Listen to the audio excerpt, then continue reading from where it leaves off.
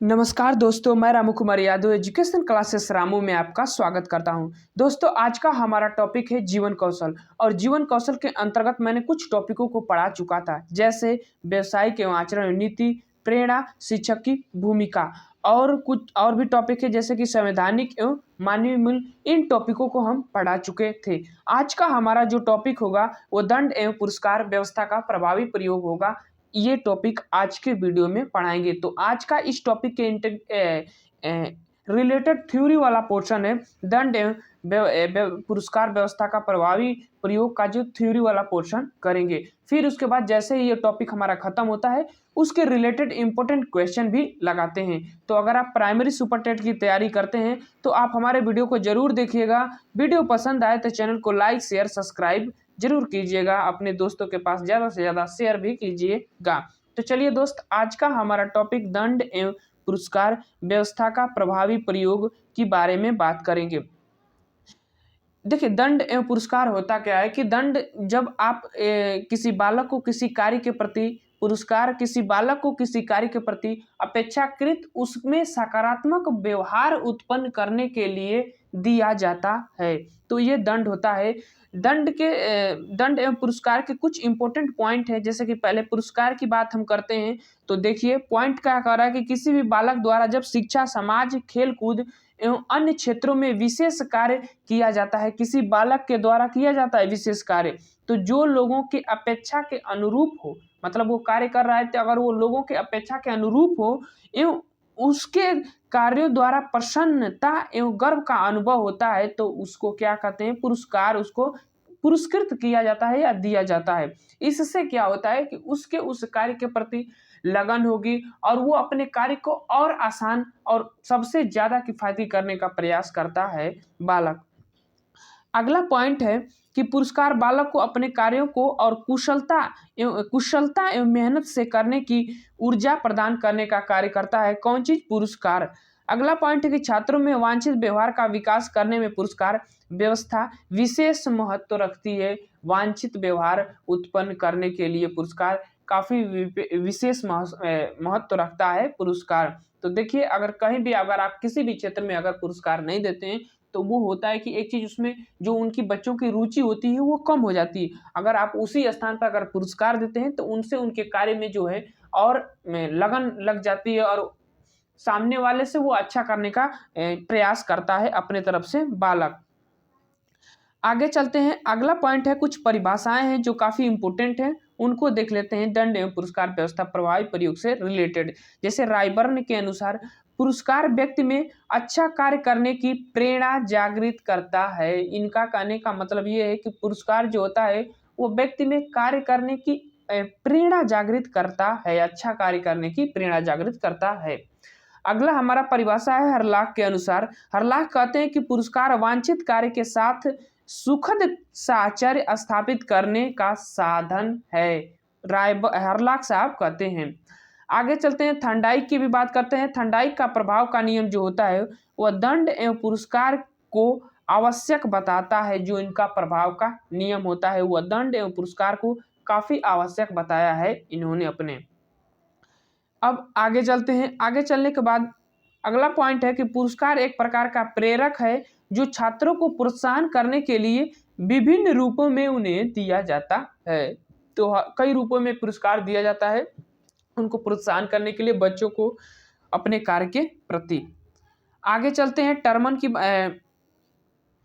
Thomson की बात करते हैं। टॉमसन के अनुसार पुरस्कार वांछित कार्य के साथ सुखद भावना को अनुकूल आचरण व्यवहार के द्वारा साहचर्य स्थापित करने में प्रभाव डालने का माध्यम है पुरस्कार। तो ये टॉमसन साहब ने कहा था। अब आगे चलते हैं, आगे काफी इंपोर्टेंट पॉइंट आएंगे, देखिएगा। जैसे देखिए, पुरस्कार एक प्रकार का प्रेरणा है। सही बात है, पुरस्कार एक प्रकार का प्रेरणा है। अगर आप पुरस्कार दे रहे हैं तो उससे क्या होगा, बच्चे में एक ऊर्जा मिलती है अपने उस कार्य के प्रति और वो लगन से उस कार्य को करता है उस पुरस्कार को पाने के लिए। तो पुरस्कार एक तरह का प्रेरणा है। पुरस्कार देकर अच्छे कार्यों को आनंददायक और आकर्षक बनाया जा सकता है। ये भी सही बात है कि पुरस्कार देकर अच्छे कार्य को आनंददायक और आकर्षक बनाया जा सकता है किसी भी कार्य में। पुरस्कार व्यक्ति में अच्छा कार्य करने की भावना को जागृत करता है। ये भी सत्य बात है कि पुरस्कार जो है व्यक्ति को अच्छे कार्य करने की भावना जागृत करता है। पुरस्कार सदैव पक्षपात से रहित होना चाहिए। अगर आप पुरस्कार दे रहे हैं तो वो सदैव पक्षपात से रहित होना चाहिए, मतलब कि एक पक्ष को नहीं आपको देखना है, अन्यथा इससे हानियां उत्पन्न हो सकती हैं। तो कई हानियां उत्पन्न हो सकती हैं अगर आप पुरस्कार देते समय पक्षपात करते हैं। तो पक्षपात आपको नहीं करना है, उसके परफॉर्मेंस के आधार पर उसको पुरस्कार देना है। तो इस चीज़ को ध्यान में रखिएगा। ऐसा करेंगे तो जो नकारात्मक जो भावनाएं उत्पन्न हो जाती हैं व्यक्ति के अंदर। पुरस्कार एवं दंड दोनों का उद्देश्य छात्रों में अच्छे व्यवहार को प्रोत्साहित करना है और बुरी आदतों का उन्मूलन करना होता है पुरस्कार का। तो पुरस्कार तथा दंड का उद्देश्य होता है कि छात्रों में अच्छे जो व्यवहार होते हैं उसको प्रोत्साहित करना होता है और बुरी आदतों का उन्मूलन करना होता है। पुरस्कार की देखिए एक चीज ध्यान रखिएगा, पुरस्कार दो प्रकार के होते हैं, एक सामाजिक पुरस्कार, एक भौतिक पुरस्कार। काफी इंपॉर्टेंट है, ध्यान में रखिएगा, कभी कभी इनका प्रकार भी पूछ लेता है। तो सामाजिक पुरस्कार जो होते हैं वो समाज में मिलते हैं, समाज के द्वारा दिया जाता है, उसको सामाजिक पुरस्कार कहते हैं। लेकिन भौतिक पुरस्कार जो होते हैं वह एक वस्तु होती है जो बनी होती है, पदार्थ के रूप में बनी होती है और वो कृत्रिम होती है। तो वो पुरस्कार के रूप में जब दी जाती है तो उसको भौतिक पुरस्कार कहा जाता है। आगे चलेंगे तो इसकी बारी बारी से हम डिटेल में बात करेंगे। जैसे अब आगे चलते हैं, ऐसा पुरस्कार जिसमें किसी प्रकार की भौतिक संसाधनों को माध्यम न बनाकर छात्रों का उत्साह वर्धन किया जाता है। किसी भौतिक संसाधनों का माध्यम नहीं बना जाता है, ध्यान रखिएगा, उसे सामाजिक पुरस्कार कहते हैं। जैसे सामाजिक पुरस्कार के अंतर्गत उदाहरण प्रशंसा, प्रमाण पत्र और सम्मान, ये सब सामाजिक जो पुरस्कार होता है उसके अंतर्गत आने वाले ये एक पॉइंट है। तो कभी कभी यहाँ से ऐसे प्रश्न बन सकता है कि निम्न में से कौन सा सामाजिक पुरस्कार है।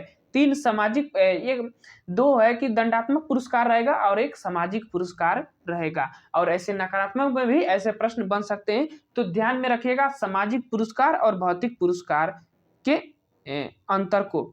आगे चलते हैं, जिस प्रकार में छात्रों का उत्साह वर्धन करने के भौतिक वस्तुओं का प्रयोग किया जाता है उसे भौतिक पुरस्कार कहते हैं। तो भौतिक वस्तुओं का प्रयोग किया जाता है उसको भौतिक पुरस्कार कहा जाता है। जैसे ट्रॉफी हो गई, उपहार हो गए, सामग्री, उपयोगी वस्तुएं जो भी दिया जाता है वो भौतिक पुरस्कार के अंतर्गत आ जाता है।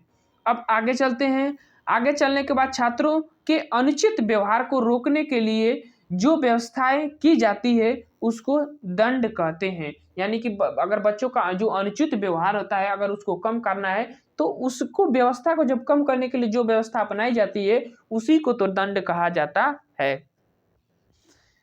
अब आगे चलते हैं, दंड से भी कुछ रिलेटेड परिभाषाएं हैं उसको देखते हैं। जैसे टॉमसन के अनुसार दंड एक साधन है जिसके द्वारा अवांछनीय कार्य के साथ दुखद भावना को संबंधित करके उसको दूर करने का प्रयास किया जाता है। तो ये बात टॉमसन ने कही है। आगे चैम्बर्स शब्दकोश के अनुसार इसके अनुसार कहा गया है कि दंड एक अपराध या गलती के लिए दी गई क्षति या पीड़ा होती है। तो इंपॉर्टेंट है, ध्यान में रखिएगा। आगे चलते हैं, थर्नडाइक को देखते हैं। थर्नडाइक क्या कहते हैं दंड पुरस्कार के बारे में कि थर्नडाइक के प्रभाव के नियम में बताया है कि जिन कार्यों के लिए छात्रों को दंड मिलता है उन कार्यों को छात्र कम करते हैं। ये सीधी बात करते हैं कि अगर जिन कार्य में आप छात्रों को दंड देंगे छात्र उस कार्य को कम करते हैं, याद रखिएगा। आगे चलते हैं, अगला पॉइंट है रोसेक तथा अन्य के अनुसार दंड अवांछनीय व्यवहार को दूर करने का दमनात्मक साधन है। ये जो है रोसेक तथा अन्य के अनुसार ये परिभाषाएं दी गई है दंड से रिलेटेड। तो ये जितने भी इम्पोर्टेंट पॉइंट थे मैंने आपको बता दिया दंड एवं पुरस्कार व्यवस्था से प्रभावी प्रयोग से रिलेटेड। तो अगर आप ये वीडियो अच्छा लगा तो वीडियो को लाइक कीजिएगा, शेयर कीजिएगा, सब्सक्राइब कीजिएगा अपने दोस्तों के पास। तो चलिए दोस्त वीडियो को समाप्त करते हैं। Thank you for watching this video.